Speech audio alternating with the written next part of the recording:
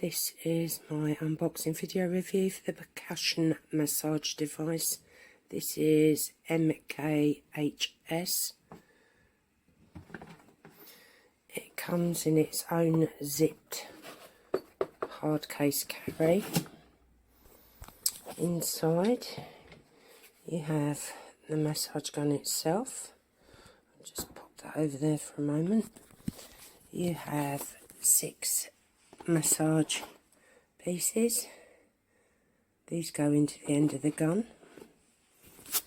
So you've got a large ball, a smaller ball, a flat surface, a bullet surface, and a rotational one.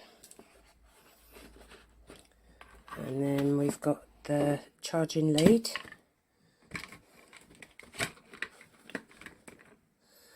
And this is the device itself. As you can see, it switches on the bottom.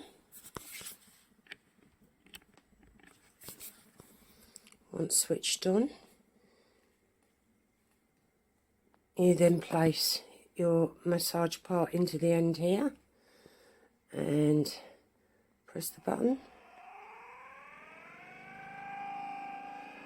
and you can increase and decrease as much as you need to.